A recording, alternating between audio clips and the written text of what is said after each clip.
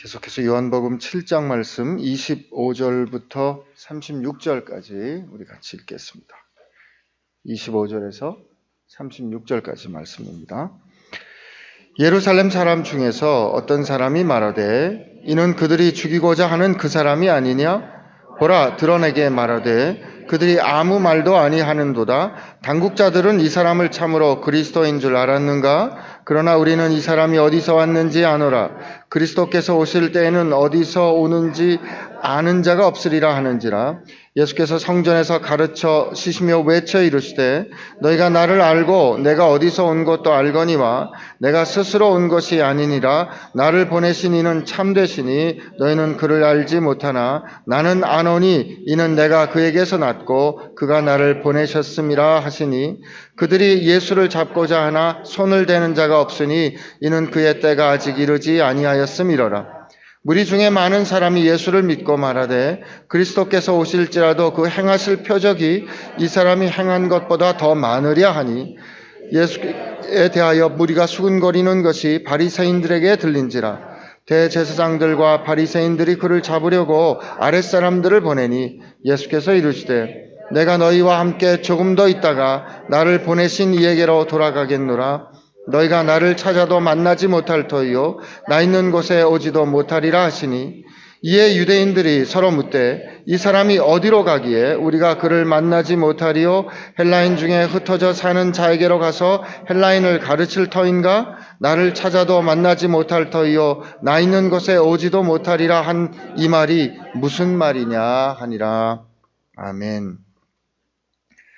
요한복음 말씀 우리 계속 보고 있는데 요한복음을 이해할 수 있는 열쇠를 오늘 이 아침에 한번 같이 다시 확인했으면 합니다. 요한복음이 왜 써졌는가? 요한복음이 기록된 목적이 무엇인가를 알면 우리가 요한복음을 읽을 때 그 목적에 맞추어서 요한복음을 따라갈 수 있기 때문이죠. 우리 아이들이 어렸을 적에 제가 이제 터키 선교사로 가 있는 동안에 터키에 아이들을 데리고 간 적이 있어요. 예수님 사시던 그때 그 로마 시대의 유적을 이제 소아시아에 있는 그 유적을 아이들에게 보여주는데 가이드가 막 설명을 해주는데 우리 아이들은 그 당시의 유적에는 전혀 관심이 없고 돌 사이에 피어있는 꽃하고 그 옆에 있는 개구리를 보고 기뻐하는 거예요. 막 이 개구리 봐라, 이 꽃 봐라. 저는 다른 걸 보여주고 싶은데 그렇게 힘들게 여기까지 찾아온 건 개구리를 보려 온 게는 아닌 거거든요. 제 비유가 적절했는가 좀 염려가 됩니다만 요한복음의 말씀을 읽을 때 요한이 왜 이 복음서를 우리에게 증언해 줬는가를 우리가 꼭 붙잡고 끝까지 쫓아가는 게 필요합니다. 그 목적이 요한복음 20장에 있어요. 요한복음 20장 30절에서 31절 말씀인데요. 우리 한번 찾아서 같이 읽어보겠습니다. 요한복음 20장 30절 31절이에요. 시작. 예수께서 제자들 앞에서 이 책에 기록되지 아니한 많은 표적도 다른 표적도 많이 행하셨으나 오직 이것을 기록함은 너희로 예수께서 하나님의 아들 그리스도이심을 믿게 하려 함이요 또 너희로 믿고 그 이름을 힘입어 생명을 얻게 하려 함이니라. 이건 예수님이 하나님의 아들, 하나님의 독생하신 아들이다. 그리고 그분이 우리를 구원해 주시는 그리스도이시다. 바꿔 말하면 예수님은 이 땅에 하나님의 나라를 가져오신 분이다. 가져오기를 시작하신 분이다. 예수님은 하나님의 새로운 창조의 첫 열매로 하나님의 새로운 창조를 시작하신 분이다. 예수님은 하나님께서 우리 가운데 이끌어 가시는 그 경륜을 이루신 분이다. 예수는 하나님의 아들 그리스도이시고 우리가 그 이름을 힘입어 생명을 얻게 하려 합니다. 이 말은 요한복음에 어떻게 증언이 되어 있어요? 예수님께서 말씀하시되 너희가 인자의 살과 피를 먹어야 그 가운데 생명이 있다 이렇게 말씀하시잖아요.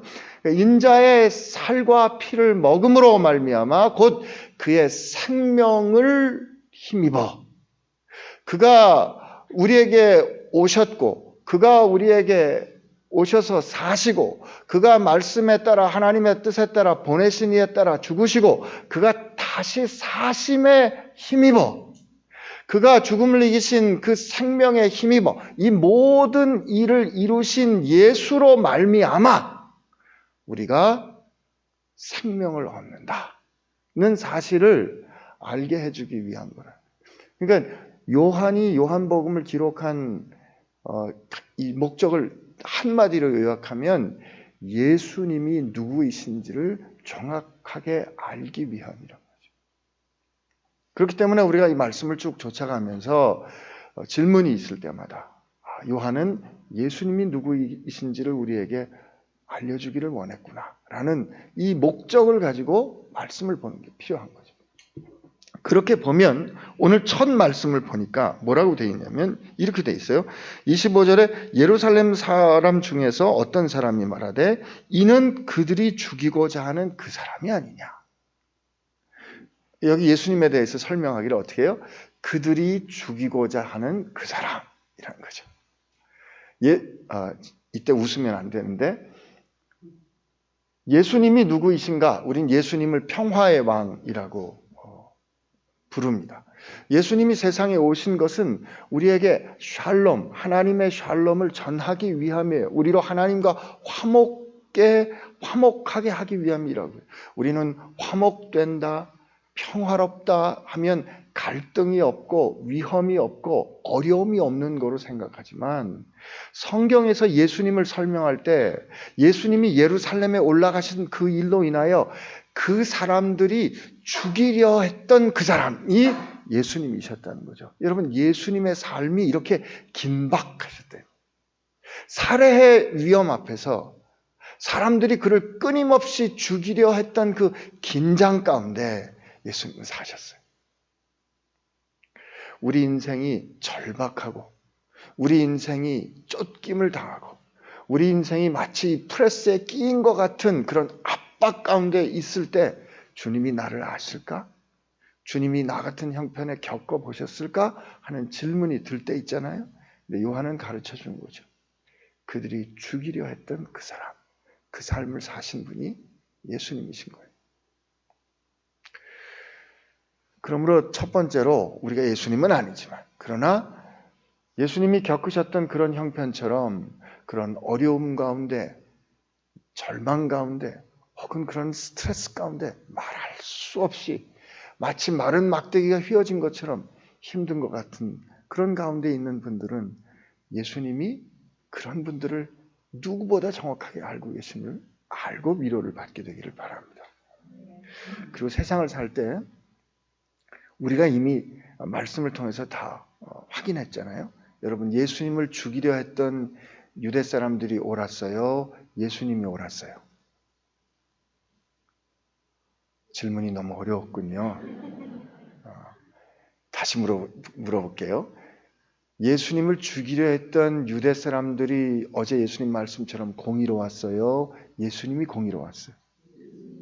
예수님을 죽이려 했던 그들 마음 가운데 불의가 없었어요? 예수님이 불의가 없으셨어요? 그렇죠. 그렇다면 예수님께서 세상을 살아가시는 동안에 살해의 위험을 받으시고 사람들로부터 그가 귀신 들렸다. 그는 거짓말장이다. 그는 속이는 사람이다. 이단이다라고 평가를 받으셨잖아요. 그런데 우리가 지금 거꾸로 이 모든 계시와 이 역사가 이루어지고 난 다음에 유대 사람들이 불의하고 옳지 않았다는 걸 알잖아요. 그죠? 그러니까 불의한 세상, 옳지 않은 사람들로부터 네가 틀렸어 라고 평가를 받는 것은 항상 그런 건 아니지만 예수님의 경우는 항상 그랬지만 우리의 경우는 항상 그런 건 아니지만 악한 세상과 잘못된 사람과 불의한 의도를 가진 사람들로부터 너는 나쁜 놈이야, 너는 틀렸어 라고 판단받는 게 때로는 옳을 수 있다. 그러니까 나 별로 잘못한 것 같지 않은데 왜 저 사람이 나를 이렇게 힘들게 할까? 그럴 때 너무 힘들어하지 마세요. 그럴 땐 그 사람이 나를 미워하는 게 내가 옳은 거예요. 위로가 안 되시는군요. 위로가 돼도 이 말이 옳아도 사실은 우린 이런 상황 겪기 어려워요.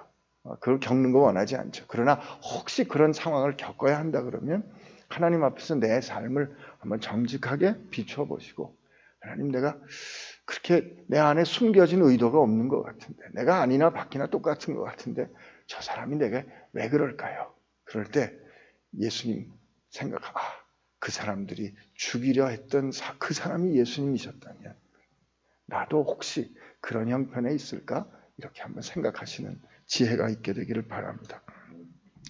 근데 그 사람이 아닌가 했는데 그 죽임의 위협을 받으시는 예수님이 아니 이 명절 중간쯤에 성전에서 그냥 큰 목소리로 가르침을 거침없이 가르치시니까 사람들이 어떻게 생각하냐면 이렇게 얘기를 합니다. 26절에 보라 드러나게 말하되, 그러니까 공중에서 예수님 서서 말하되 그들이 아무 말도 아니하는도다. 그냥 내버려 두는구나. 당국자들은, 힘을 가진 사람들은, 권세자들은 이 사람이 참으로 그리스도인 줄 알았는가? 그 다음에 그러나 우리는 이 사람이 어디서 왔는지 아노라. 갈릴리 출신인 걸 아노라. 그는 나사렛 출신인 걸 아노라. 그리스도께서 오실 때 어디서 오는지 아는 자가 없으리라 하는지라. 예를 들어서 말라기 3장 1절에 보면 하나님께서 보내신 그의 사자가 올 때 갑자기 나타날 거다라고 예언의 말씀을 하셨기 때문에 혹시 예수님께서 나타나시면 예수님이란 뜻은 예슈와 여호와께서 우리를 구원하신다는 뜻이니까 하나님의 메시아가 오시면 갑자기 그렇게 나타날 거기 때문에 그의 출신이 어디일 건지 모를 텐데, 우리는 지금 저기 서서 말하는 저자가 표적을 그렇게 모세의 표적을 생각나게 하는 그런 표적을 행함에도 불구하고, 그가 가르치는 말씀이 권위 있음에도 불구하고 우리는 그가 나사렛 출신의 목수의 아들인 걸 알기 때문에 그는 메시아가 아닌 거 아닌가라고 예수님을 판단하거든요. 근데 거꾸로 우리는 이 사실에서 어떻게 아는가 하면 예수님은 사람들의 판단과 사람들의 근거에 의해서 정의되는 분이 아니다. 사람들 그렇게 생각하고 판단했어요. 이 뒷부분에 보면 예수님께서 뭐라고 말씀을 하십니까? 예수께서 33절에 예수께서 이르시되 내가 너희와 함께 조금 더 있다가 나를 보내신 이에게로 돌아가겠노라 말씀하실 때 사람들은 그걸 가지고 이렇게 저렇게 해석을 해요. 뭐라고 해석을 했어요? 이에 유대인들이 서로 묻되 이 사람이 어디로 가기에 우리가 그를 만나지 못하리요?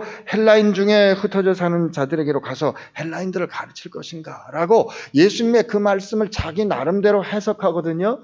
여러분, 이 말씀을 예수님께서 하실 때 이 말을 증언했던 요한도 제자들도 몰랐어요. 알지 못했다고.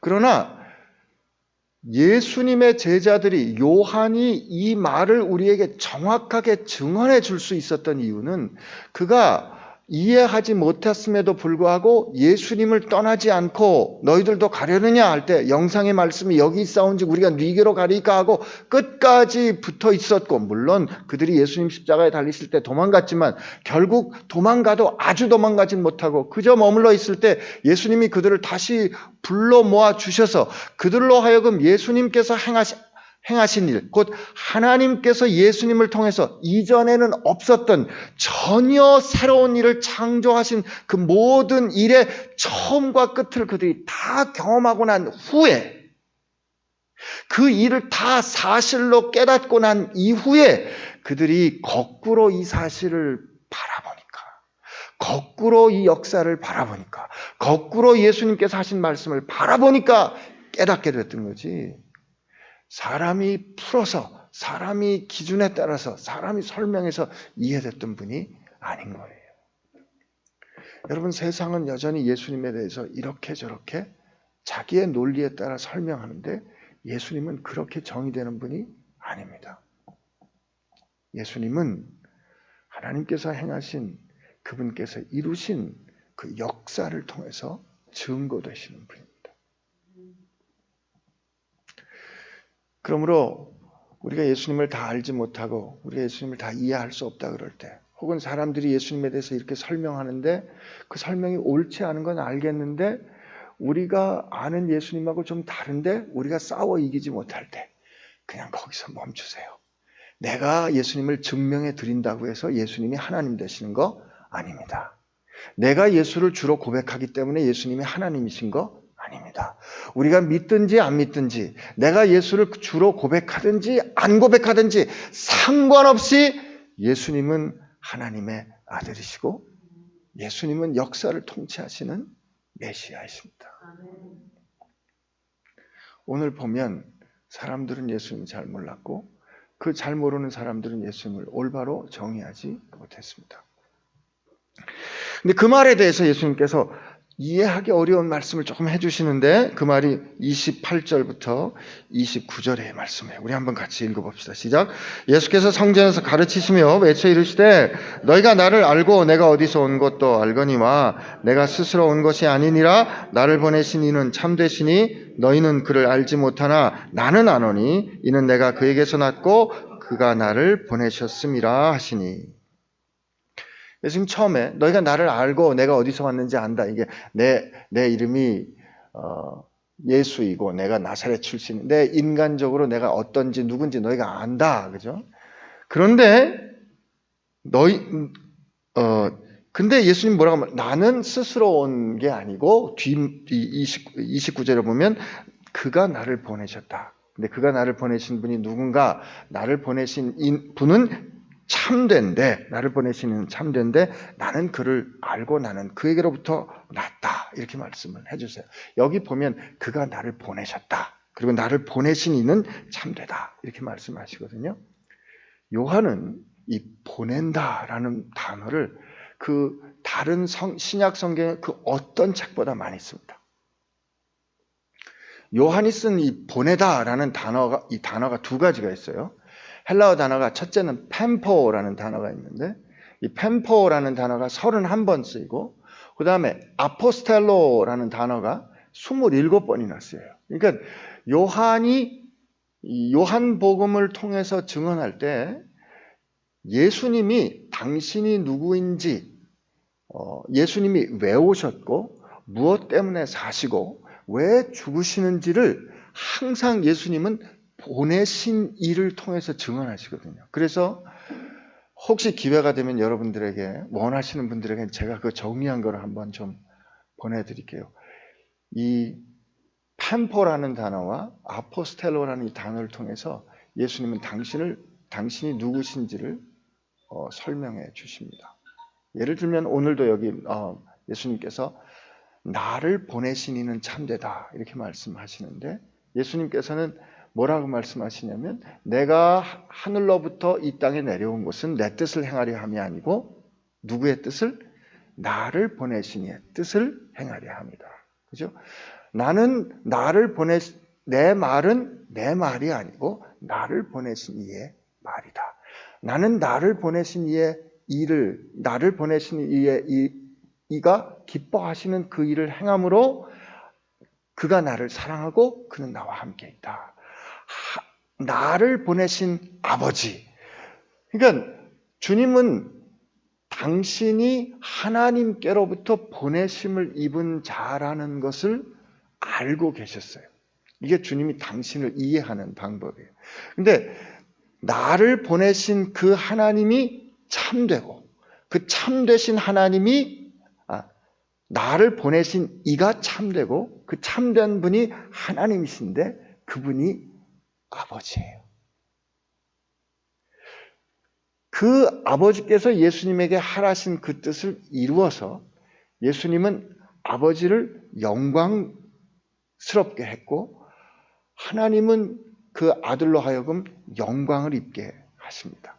그리고 그 아버지의 뜻에 따라 보내심을 받은 예수님은 아버지께로 승비, 올라감을 입으셨어요. 그러니까 예수님이 누구신가라고 우리가 질문을 한다면 예수님은 하나님의 아들이신데 그 가운데 어떤 아들? 하나님의 보내심을 입은 아들. 하나님이 세상을 이처럼 사랑하사 우리에게 보내신 아들이에요.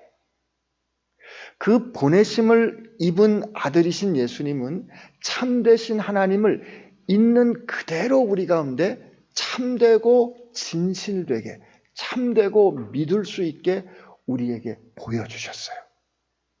그러므로 우리가 그 예수님을 보면 그를 보내신 이를 볼 수 있는 거예요. 우리가 예수님을 보면 하나님 아버지를 볼 수 있는 거예요. 예수님께서 우리 가운데 사신 것을 보면 하나님이 우리 가운데 함께 계심을 알 수 있는 거예요. 예수님께서 우리 가운데 오셔서 우리가 아직 원수 되었을 때 우리가 그렇게 끊임없이 예수님을 배반함에도 불구하고 예수님께서 십자가 지시기 바로 몇 시간 전까지 예수님 앞에서 여전히 누가 큰가 내가 큰가를 놓고 싸우는 그 제자들을 사랑하시되 끝까지 사랑하신, 그래서 마침내 생명을 주신 그 예수님의 사랑을 보면 우리는 우리를 사랑하신 아버지, 우리를 자녀로 부르신 하나님의 사랑이 무엇인지 알 수 있는 거예요. 예수님을 보면 하나님께서 우리 가운데 죽은 자 가운데서 살리실 능력을 갖고 계신 분인 것을 우리는 볼 수 있는 거예요. 예수님은 그 보내신 일을 우리 가운데 온전히 드러내 주셨어요. 그래서 우리는 예수님을 향해서 그는 온전히 보내심을 입어 그 보내신 일을 온전히 드러내신 참된 증인이 다라고 말하는 거죠. 그런데요, 이 요한이 말하는 이 펜포와 아포스텔로를 두 가지를 동시에 쓴 단어, 이 성경 구절이 있는데 이게 요한복음 20장 21절인데 예수님이 뭐라고 말씀하시냐면 이렇게 말씀하세요. 그들에게 평안을 전하면서 하신 말씀, 부활하신 후에 아버지께서 나를 아포스텔로 하신 것처럼 나는 너희를 펜포한다. 아버지께서 나를 보낸 것처럼 나도 너희를 세상에 보낸다. 이 말은 무슨 뜻일까요? 그리고 주님께서 요한복음 17장에서 아버지께서 나를 세상에 보내셔서 나로 하여금 아버지를 드러나게 했고 나는 아버지의 이름을 그들에게 보였고 그들에게 아버지의 이름을 주었사오니 세상이 그들로 하여금 아버지가 누구인지 알게 하기를 예수님이 기뻐하셨거든요. 아버지께서 나를 사랑하시고 또한 내가 그들을 사랑한 것을 세상이 알게 하시기 원하는 그 하나님의 뜻을 예수님께서 기도하시면서 확인하셨고 아버지께서 나를 보내신 것처럼 나도 그들을 세상에 보냅니다라고 요한복음 17장 기도에서 확정하시고 20장에서 실행하시는데 이 말은 무슨 뜻일까? 참되신 하나님이 참된 증인으로 예수님을 보내시고 그 참된 증인이 되신 예수님은 다시 여러분과 나를 세상에 보내신다. 예수님은 하나님께로부터 와서 하나님께로 가신 자가 되었는데 그 온전히 하나님의 뜻을 이루신 삶을 사셨던 그 하나님의 아들은 오늘 우리로 하여금 하나님의 자녀가 되게 하셔서 우리로 주님께로부터 보냄을 받고 저 세상에 나가서 주의 뜻에 따라 살고 주의 뜻에 따라 죽고 그래서 주님을 증언하는 사람으로 그래서 마침내 하나님 앞에 가는 사람으로 우리를 만드셨습니다. 주님이 그러하시다면 여러분과 제가 그런 사람이에요. 하나님께로부터 와서 하나님께로부터 가는 주님을 알았다면 이제 우리는 우리 자신을 알 수 있어요. 우리는 어떤 사람이에요? 주님께로부터 와서 바꿔 표현하면 주님께로부터 세상에 보내심을 입어 주님께서 대세에 따라 살지 않고 하나님의 뜻에 따라 사셨던 것처럼 주님께서 자기의 영광을 구하지 않고 보내신 이의 영광을 위해 구하며 사셨던 것처럼 그렇기에 주님이 신실하시고 인테그리티를 가졌던 불의가 없던 사람처럼 사셨던 것처럼 우리도 주님의 뜻에 따라 살고 우리의 영광을 구하지 않고 주님의 영광을 구하는 사람으로 살고 그가 하나님의 뜻에 따라 죽었던 것처럼 우리도 주님의 뜻에 따라 죽을 거예요. 여러분과 제가 죽는 거는 언제 죽을지는 주의 뜻에 의해서 결정될 겁니다.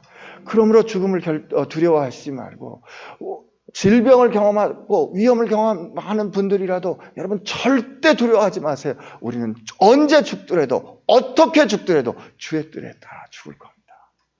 그리고 주의 뜻에 따라 그가 다시 사는 것처럼 사신 것처럼 우리도 주의 뜻에 따라 다시 살게 될 거예요. 아니, 주의 뜻에 따라 다시 사신 그 영생의 삶을 지금 살고 있는 거예요. 이게 여러분과 저입니다. 우리가 이런 삶을 살게 되고 이런 은혜, 이런 영광을 구하게 되는 오늘 하루의 삶이 되기를 주의 이름으로 축복합니다. 우리 같이 기도하겠습니다. 참 좋으신 주님 감사합니다. 주님이 참되신 하나님께로부터 그의 뜻에 따라 오셔서 그의 뜻에 따라 사시고 그의 뜻에 따라 그의 일을 온전히 이루시고 그리고 그의 뜻에 따라 죽으시고 그의 능력과 뜻에 따라 다시 일으킴을 입어 오늘 우리 가운데 살아계신 것처럼 주님, 우리도 주님 뜻에 따라 살고 주님 뜻에 따라 일하고 주의 영광을 구하며 마침내 주의 뜻에 따라 죽고 주의 영광에 온전히 연합하는 자 되게 하여 주옵소서. 이제는 하나님께로부터 보내심을 입은 예수 그리스도의 은혜와 예수님을 세상에 보내신 아버지 하나님의 사랑하심과 우리로 주님의 뜻에 따라 살도록 세상에 보내시는 성령님의 역사하심이 주님께로부터 와서 주님께로 가는 삶을 살기로 새롭게 결심하는 사랑하는 지체들 가운데 함께 하시기를 주의 이름으로 축원하옵나이다. 아멘.